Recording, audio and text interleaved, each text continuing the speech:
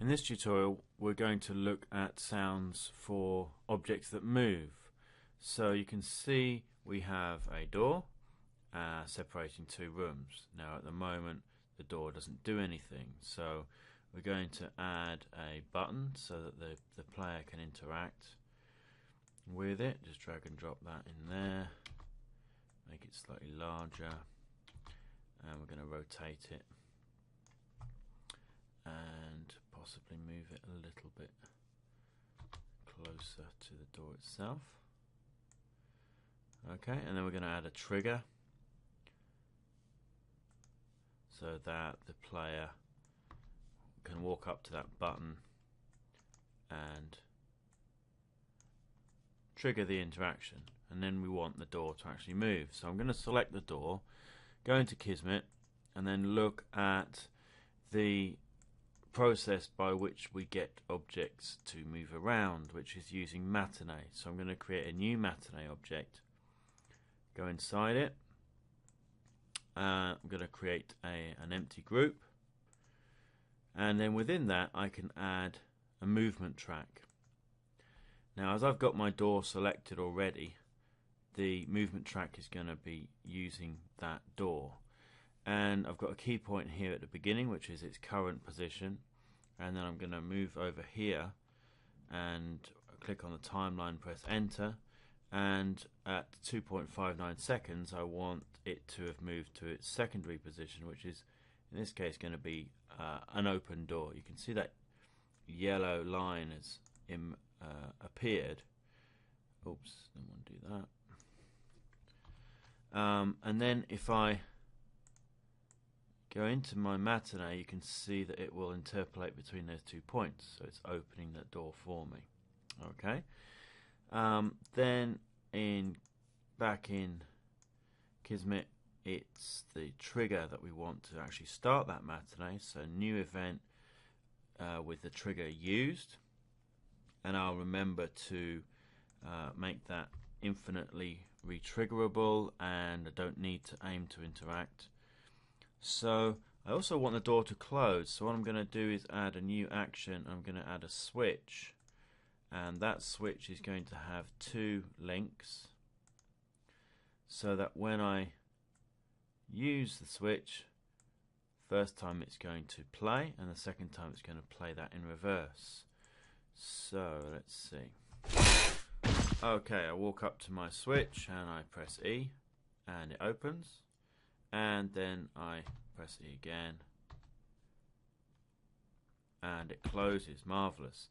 Now we actually want that door to make some sounds, so I could add them within the matinee, but the other way of doing it is to add them to the object itself. So this is an interp actor. It's a static mesh that moves basically, and you can see that this has sound slots ready and waiting for some sounds to go in for when the door starts to open, whilst it's opening. In other words, it plays a looping sound here, and then when it's finished opening, so it's opened, and then likewise when we press reverse we want it to start to close, closing, and closed. So let's find some sounds in our content browser for that. So I'm going to look in the GAT sound package under movement, clear my filter. Now these are going to need to be sound cues. So we have a movement door start, so that's when it's going to start to play, and we have a movement door stop, so that's when it's actually finished moving, and then a rhythmic loop in between. It's just going to, as long as it is moving, it's going to continue to loop that sound. And then when we start to close it, again the door is starting, and then it is looping, and then it has finished, so we put the stop sound in there. Okay, now these are going to be actually triggered by the matinee. So if we go back into the matinee, the one thing we've got to make sure is that you can see these are the looping points of the matinee, which are not as important right now. But here, the red triangles are the start and end points, and you can see at the moment the end point is over at 5 seconds. So our door will actually stop moving here, but the signal to play our closed sound is not going to happen until 5 seconds. So we want to bring that forward and align that with the end when the door is actually shut. And we can do that precisely by telling it to move to the end of the longest track, which is going to be there. So we close that down, and let's have a look.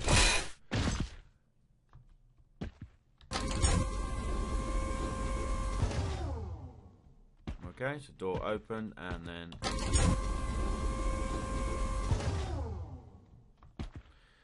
you can probably see straight away that this is useful for doors, and it's useful for a million other things. Any kind of sound for an object in your level that is actually moving. So there's lots of tutorials on udk.com you'll probably want to go over in terms of matinee and getting interpactors moving, and there's a lot more detail in the books of various of various things you can do with moving sounds, but that's just a quick introduction. In the next tutorial we'll look at sounds that we want to actually move around the player.